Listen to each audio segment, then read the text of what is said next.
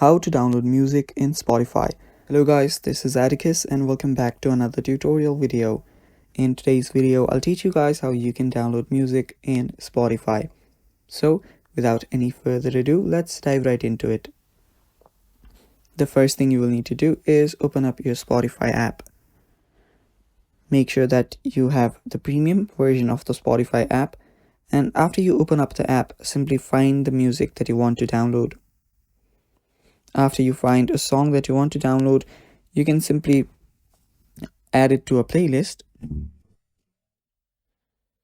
So open it up first, and what you'll need to do is tap on the plus icon that is right besides the name of the song. So tap on the plus icon and you will see it will get added to your liked songs. Now to download the music in Spotify, you will need to add it to a playlist first. So just tap on a playlist, tap on done, and now it's been added.